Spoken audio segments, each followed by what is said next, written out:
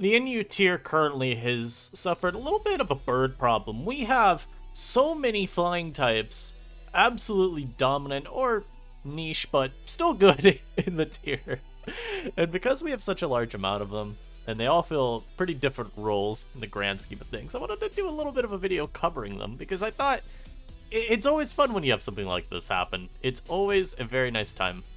And we're gonna get to talk about like 12 Pokemon today, so that's pretty cool. Of course, you've been enjoying the content as of late. Make sure that you're subscribed, not already subscribed. Our end of the year goal is 10K, and I know we're gonna hit it, but of course, I need you to join me for this lovely journey. So if you like competitive Pokemon content, stick around. Even do PS Lives every now and then. So of course I'm going to start off with Flygon, everyone's favorite bird Pokemon. I'm kidding. I've talked about Flygon a ton lately. So I just think it's kind of funny to throw him in here anyway. He levitates. A lot of the birds use U-turn, but nah. I won't do that to y'all. We're going to actually start with Thundurus, and this is a Pokemon. You remember the little viability rankings video that we did not too long ago, which we'll have an update on that soon because we're actually doing an update so that there is a VR thread for people to reference. You'll remember I said Thundurus is probably the second best Pokemon in the tier behind Flygon. And that's because it's got two of the just most egregiously annoying sets that I've ever gotten to use. And we're going to start off talking about this one because this set, although it doesn't look very interesting, it's literally like you look at Thundurus, this offensive monster, and I just have 4 random attacks, no boosting anywhere to be had.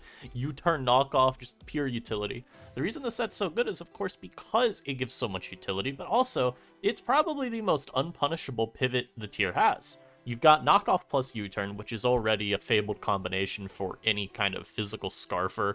We think back last gen to Pissimian, where, sure, maybe run into a Weezing with Rocky Helmet.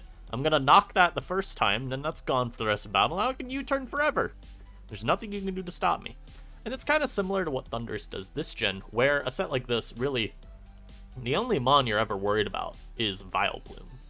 You talk about wall breaking, this isn't really designed to wall break. Instead, it's meant to get unpunishable pivoting through an entire game. You look at anything in this tier that maybe would be able to try and punish a pivot, what's doing it? Like, you've got mons that can wall it, but it doesn't matter if I'm walled, because they just U-turn on you. You go to your Vileplume, okay, I'm bringing out my Chandelure the next turn, and I'm blowing you up with Overheat. You know, it's something as simple as that. And having Grass Knot as well is just kind of nice to give you what I would say is the best coverage. I think you could do Psychic here as well, which looks kind of ugly as a set. I think you could even justify dropping Knockoff and running Psychic there instead. It's kind of whack when you do that, and of course you lose the ability to become immune to Helmet. The nice thing though, if you do that, is at that point there's really not much at all that's punishing you for U-turn anyway, because you just beat them. So like something like Vileplume we just talked about, you're just beating Vileplume with Psychic. Like, it's not going to withstand your attacks. You think about something like a Palisand, Grass Knot, yeah, you take Helmet Chip, but you're still doing a ton. Talk about Mudsdale trying to switch in on you and at least just check you. Grass Knot does 500,000. At that point, really the only things that are walling you are going to be some of those very generic special walls, things like Umbreon, for example, or Snorlax, or even Assault Vest, Galarian, Slowbro, and I don't care. I U-turn on you, and I keep my momentum forever. That's basically just all the set is designed to do. And then we could talk about another set too, and maybe I should have put multiples of these in the builder, but it's fine. It doesn't really matter. But we got, ooh, you know what? We actually got a couple ideas for how we could do this. I could show off what Danny used in a recent game. I don't know if it was this exact set, but I remember he had a Terra Steel Thundurus with Flash Cannon, which is a pretty cool idea. You like Terra Steel on Thundurus in general because you think about revenge killers to this mon. Flygon's a common one. You might run into a Flamigo that's trying to Brave Bird spam. This way you keep your flying resistance forever and you don't have to worry about that. Maybe you run into a Staraptor that's going to try and double edge you instead, and then you Terra, and now you don't care about the double edge. You could also talk about Pokemon like Umbreon that don't 1v1 you outside of if they get a Toxic on you. Well, if you Terra Steel, they're never getting a Toxic on you. And Flash Cannon's also really good coverage because it pops Deancey harder than anything else. that you're going to be able to have. It also gives you a much better matchup into Pokemon like, say, Meloetta. That's probably, like, the more impactful, I'd say, out of any of the Scarfers. You want to negate that one's effectiveness versus you as best you can. Gives you a move also for the Fairy types like Sylveon and Florges, which can be a little bit annoying. So it's a very cool option. And another one that I've used in previous videos that y'all are definitely going to remember is Terra Ice with, like, Weather Ball, and then just Thunder Wave is, like, generic filler. Also, assume Prankster was on that previous one, too. Obviously, you're not running Defiant without any physical attack. But this kind of idea, if you're going to use an Aurora Veil offense, is really cool. You get the Fabled Bolt Beam coverage, and nothing really is stopping this too consistently. You've got some mons that are annoying, like Snorlax, still annoying, right? Like, Assault Vest Glowbro is annoying, sure. Even a mon like Umbreon then becomes a lot more impactful, but you could at least paralyze it, and you're still doing huge amounts of damage. So I find it to be a very, very good set, and it synergizes really well with a lot of the other sweepers you see on Aurora Veil. So just overall a very cool mon. Lots of different options for it, even if really it's got 2 sets. And I mean, if you're Elias Sai, he's run Scarf Thundurus as well. I don't think I'd ever run that, but it's there, I guess. It's even faster than most of the other Scarfers in the tier, so you got that going for you. So even though it's kind of limited in terms of the independent sets that it can run, those sets have a lot of little adapting you can do within them, and I find that to be a very big benefit. Next up, little Flamingo guy. And some people were thinking that Flamigo would just be usurped by Staraptor. And yeah, no, it's been the other way around. Flamigo's just better. And we'll talk more about that later. I've already mentioned it a lot. But Flamigo remains really, really good. Because the biggest difference between it and Staraptor is, of course, I'm not as weak to recoil and just getting chipped down. Like, this is the move that does self-recoil. This move doesn't, though. I also have Stab on my CC, so I don't have to tear into a fighting type if I wanted to pretend to have Stab. So it makes Flamigo a lot more durable, and as a Scarfer that's pivoting a lot, you want to be able to stay alive for as long as you can. Flamigo being able to do that to a little bit greater of a degree than Staraptor is very cool. You could do Terra Fighting or Terra Flying. I think either of them is okay. I think a lot of people will default to Fight just because, okay, Scrappy CC is literally, there's no immunity to that. And so maybe it's a little bit more spammable of a move. And that way you also do not become weak to Stealth Rock. Guy like me, I just like throwing off Brave Birds, man. Leave me alone. And then Flamigo's a bit of an interesting one too, because this last move slot's always kind of felt pretty useless. And with the Sleep Moves ban, you actually did lose an option. I was talking with Danny a few evenings ago about what the best last is, and he mentioned Sleep Talk and Copycat as some options. Sleep Talk nowadays is of course useless. Previously, both Roost and Sleep Talk have the same idea, is they were trying to make you better at switching into Brute Bonnet. So you had Roost as just a way to stay healthy, keep switching into Bonnet. If you ever got hit by a knockoff, you then had actually a very usable last move. It was basically just like if you threw a boosting item onto Flamigo, except you didn't have the boosting item by accident, but you still had the Roost move. But of course, Sleep Talk, same idea. You could switch into Spore and still use attacks. It's actually still usable technically, because Vileplume Effect Spore is still in the meta. And of course, you know, maybe you turn on a Vileplume, and you get hit by that Effect Spore Sleep. So, just not as good, obviously, at all now, but still potentially usable. Copycat also being interesting, because maybe you switch directly into a Caparaja, and they get their Stealth Rock up, and then you decide, okay, well, the only mon on my opponent's team that can switch into on Flamigo is something very, very, very passive, and this Raj is always going to have to switch out versus me lest it want to take a CC to the face. So I will Copycat the Stealth Rock, and I will get my rocks up here. How does that sound? So it's a pretty cool option. You could even copy some things like Recovery, maybe, if it's used by, I don't know, what mon would use Recovery that you switch out, or force to switch from? Maybe a Brute Bonnet. Maybe a Brute goes for Synthesis, and then you get to copy that as they go for that. Sure. I think even Danny mentioned this. There was a coverage move he copied once, but I don't remember. Anyhow, you got some little interesting interactions with Copycat. Throat Chop, you might think, is worth it because it gives you nice coverage alongside CC. This is kind of where Scrappy comes into it, though, because you're going to be stronger into Ghost types sometimes, I think. like versus Hoopa, but Hoopa dies to CC, I'm pretty sure. No, Hoopa resists this. I don't think it dies. But it just gives you such little actual coverage, even though, so, here's the best example, Palossand. You're super effective versus that, but Scrappy CC doesn't care. I'm still getting a stab boost. I'm 180 power versus 160. So you're just better off using CC versus most ghost types anyway. It's like, I'm trying to think of any mon where I'd maybe click this versus, but the issue, really it ends up kind of just being a move where maybe you use it to revenge kill a mon that you don't want to take Brave Bird chip versus. A lot of times it's just not worth it because you're going to be exploited by more things than you're actually going to threaten for, you know, consistent damage throughout a game. So I just throw a Roostone here usually. This way I can switch into my Brute Bonnet on the opponent's side, get recovery as I force them out. I could switch into something like, I was going to say Heracross, but I think that mon's pretty awful. But I mean, you could switch into a Heracross, get knocked, and then like, okay, now I'm able to do whatever I want from here on out. Maybe switch into a Zoroark even. You tank a knockoff. Now I have to roost for later. Idea like that. When we get Oricorio-Pom-Pom, this mon, we've talked about it a lot on the channel as being one of my most hated options. Speed here is just for Meloetta for those interested. And the bulky set gets a lot better now with Iron Thorns gone. Previously, you had a little bit of opportunity cost to running Air Slash as your only attack, because Iron Thorns was scary, and with the quad resistance to Air Slash, you really would need a million boosts to ever really threaten it. And sure, you could taunt it, prevent it from further setting up, but it's going to get its boosted energy, and it's going to do like 500,000 damage to you with Ice Punch or Supercell Slam if you go for your Terra Fairy. There really just wasn't much way of beating it. Now, the set's freed up a lot more.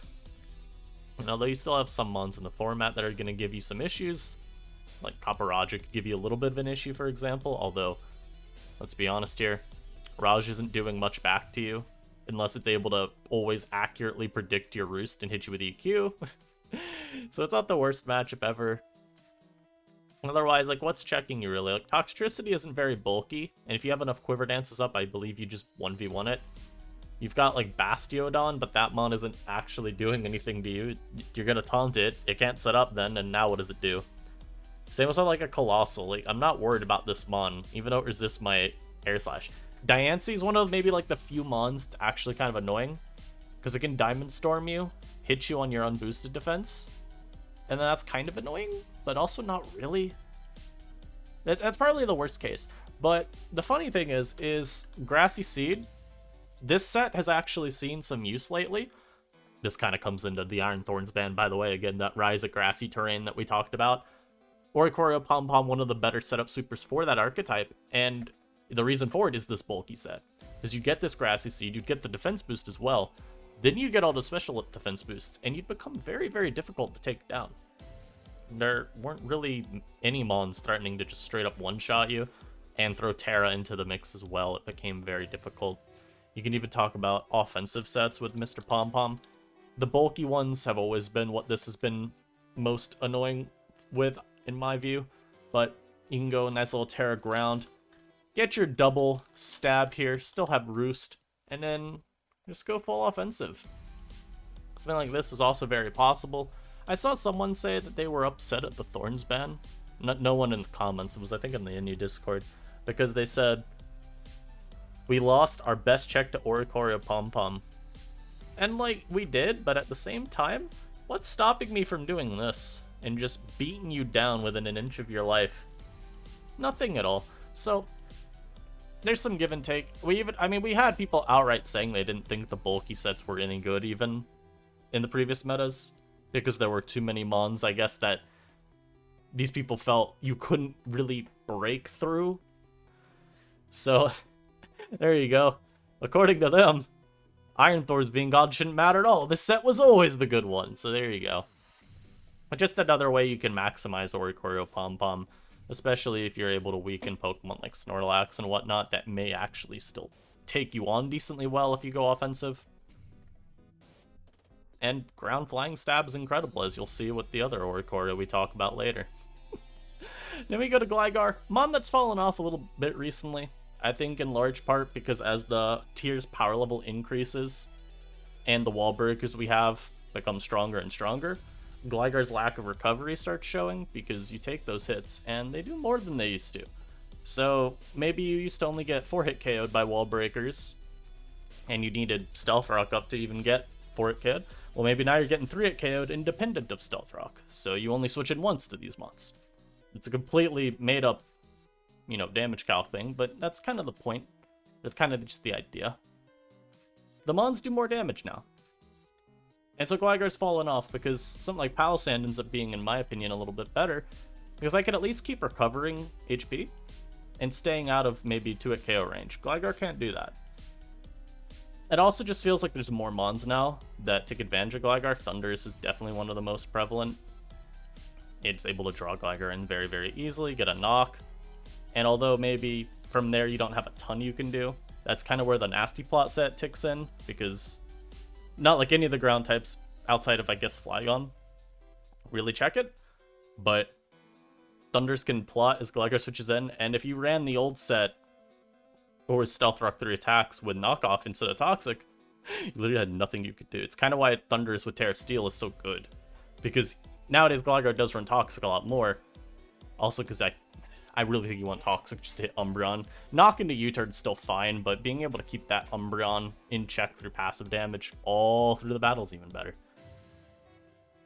All that to say, though, with that old set, you just didn't really threaten Thundurus, because yeah, you're gonna knock it and then U-turn, but like, do I care after getting a plot? I don't know. Maybe depending on what you have left on your team, I might. There's just so many more mons nowadays. I feel like I'd rather have Toxic all the time. Like, I'm looking at Meloetta. I'd rather get a Toxic off on that and just not have to care about it at all. Something like an Aquaporos, I'd like to be able to throw a Toxic on you. A Serena, I'd like to be able to get that Toxic on you. Even, again, Umbreon, I want to be able to poison you.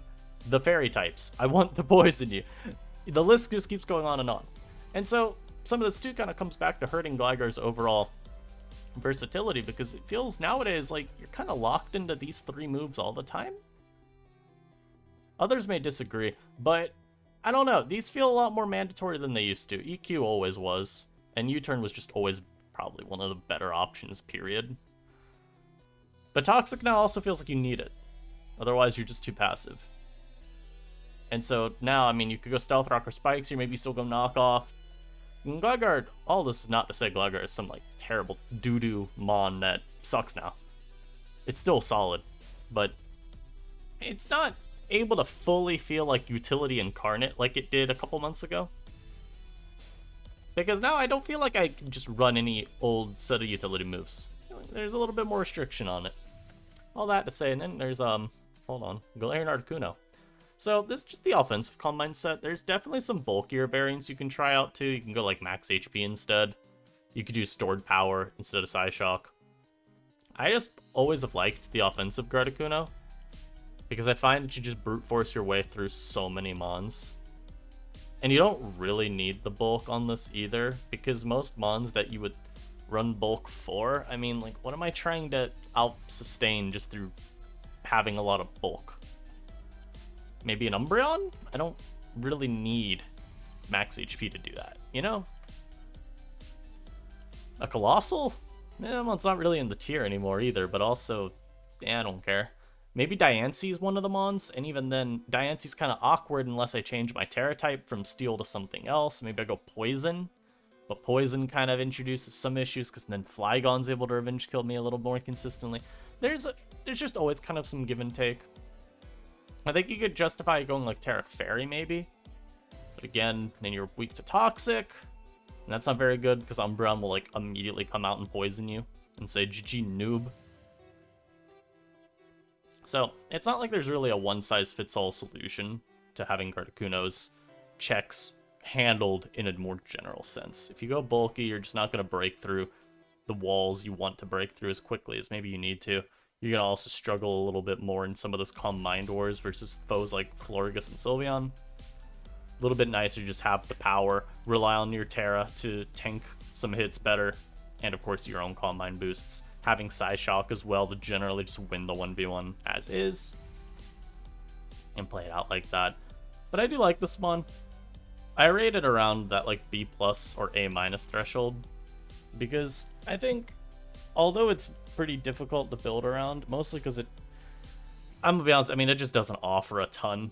I don't feel like it, as an offensive mon, I don't feel like I get a lot of use out of it early game or mid game because I'm walled by whatever steel type my opponent has.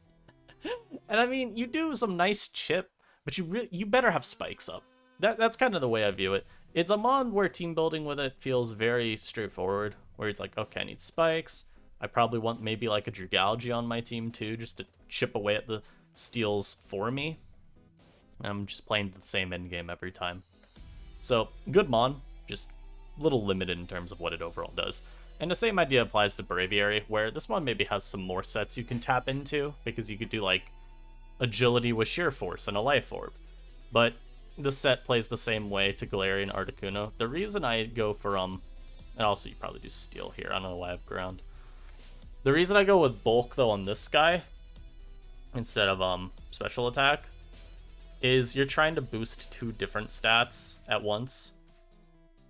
And so to me, I think it's a little bit nicer to be able to maximize your ability to take hits. You're also just not as bulky anyway innately as this. At least, maybe you are. The more I look at these bulk stats, the more I think they probably average out to be about the same. But since you're trying to boost 2 different stats, you also have Tinted Lens, so resistances don't matter. I think you can get away with some more special attack, but yeah, I mean, this set plays the exact same way. You want to look at the other one, of course, you go like Life Orb, you can do Sheer Force. And we've seen people go like Agility, Psychic, Hurricane, Heat Wave. Heat Wave. I think here is where you can see Terra Ground. Problem with this set is maybe Umbreon's a little bit hard to break through, but you do so much damage to literally everything else. It's a very fulfilling set to use. Very, very powerful. Really not a lot outside of, like we said, Umbreon that's taking hits too well from you. And we got Oricorio Fire. And you kind of see how I tiered them as well, where I have like Pom-Pom at the top, then I have the Fire one, and Sensu will be covered much later. Here, yeah, this type of much later. Basically, the idea, a lot of it comes down to your initial typing. And Sensu struggles a lot because the initial ghost typing just isn't that good. You run into a lot more headaches because there's so many dark types in you. They all give you the same level of grief. But something like Bale ends up still being pretty good in spite of Pom-Pom being in the tier, because you don't have to worry about bulky water types at all. And as a result, generally the best defensive counterplay to this is like dragons or like other just special walls. And so Bale ends up being pretty good because there's not a lot of mons that stop you from quivering up repeatedly. There's not really a lot of strong priority either that you have to worry about, like you are worried about Sucker Punch when you run Ghost Oricorio. The mon, in my view, ends up being a little less Terra reliant. And if I need to Terra, a lot of the time it's just to pop a Dragalge with a Revelation Dance. Again, I have very little to say about this mon, because we've talked about this so many times in previous metagames. And a lot of what we said about Pom-Pom applies to Bale as well. The difference really just comes down to Bale versus Sensu, I feel. If you're trying to use a non-Pom-Pom, how do you justify him? It's really just that there's less stuff that walls Bale initially than there is Pom-Pom. You're worried about like rock types here. And Terra Ground immediately beats them down. With Sensu, I feel like Terra Fairy still doesn't fix all your problems. Like, you do beat dark types better that way. It just, I don't know. There's something about Sensu. I think partly it's just you beat dark types and yet you're still losing the steel types, you know? Like, giving up Ghost as an offensive typing actually kind of hurts you in that regard. And a lot of teams will have both a steel and a dark because they're just they're so good. There's so many good steel and dark depth options. Like, you could run into teams that are Copperajah plus Overquill very, very easily. And so I think Sensu just struggles a little bit more. Obviously, you could Hurricane the Overquill still. Maybe you keep your Terra that way, but then Raj is going to beat you the whole time, no matter what. And if you go Terra Ground, well, then you're still going to kind of struggle with dark types. Something like a Umbreon may just throw off the Toxic on you. Zoroark can still Sucker Punch you. Maybe even be faster and one-shot you. It'd have to be physical, but, you know, you could do that. All that to say, yeah, Bale just better initial offensive typing. Even better defensively, frankly. And that carries it a lot when you're talking about it relative to Sensu.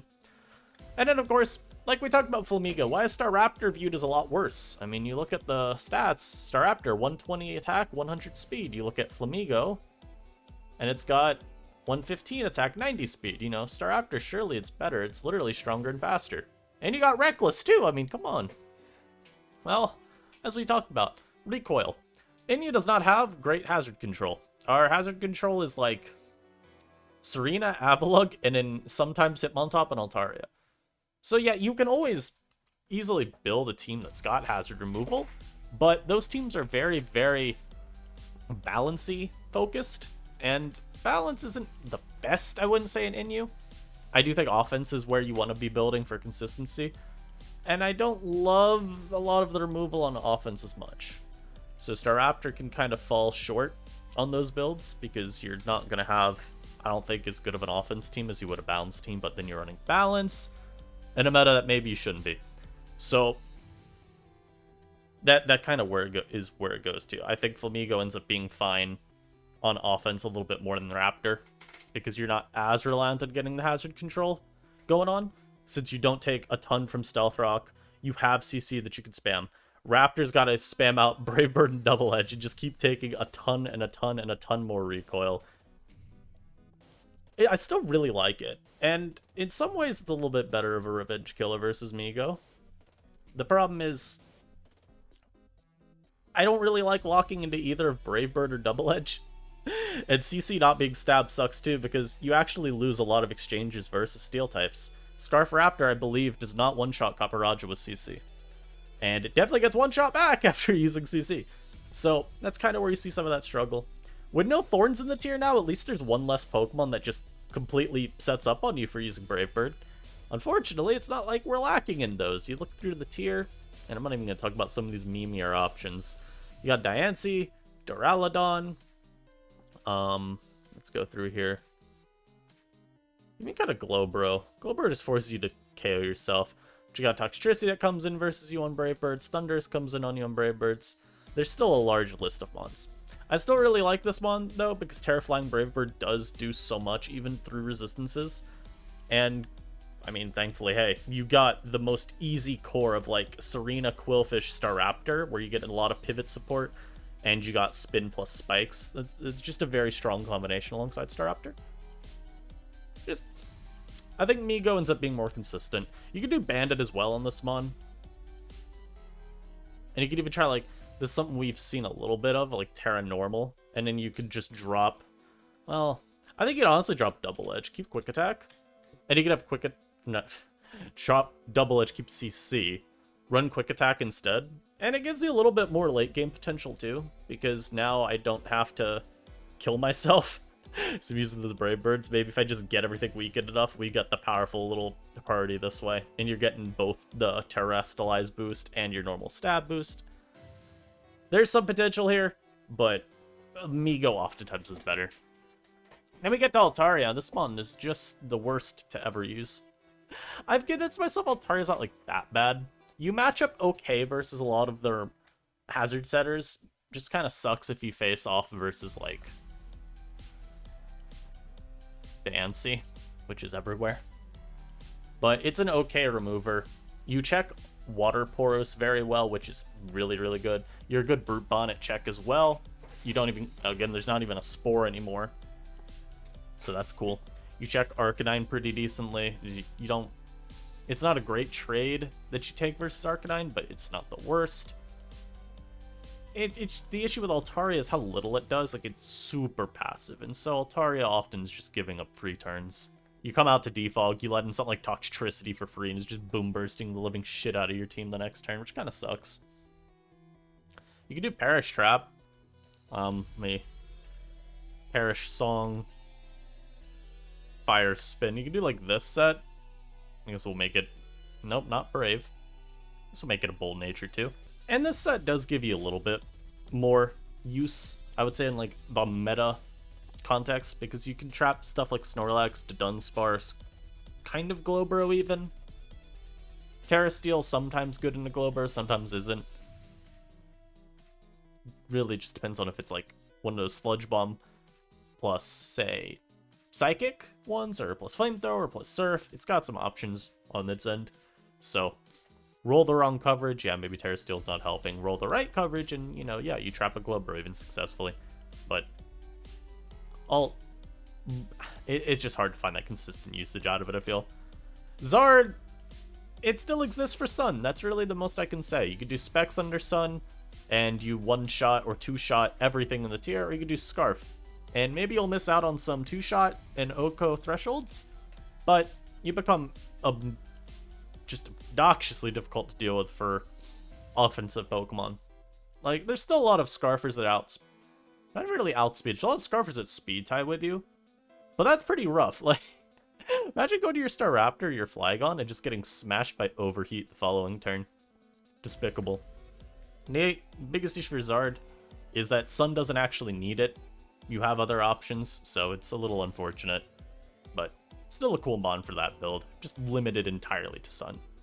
Oricorio-Sensu, we talked mostly about it already. I'm not really too sure if there's much use talking about it further, but again, you're running basically the same set as Bale, just different Terra type, and different worries. You know, like priorities more problematic. And I think there's just more mons that wall you. Or just, you know, even just traditional steel types can give you a lot of hell.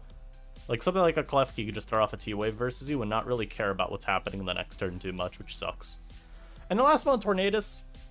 And ever since Thundurus dropped, Tornadus' role in the tier has been severely questioned.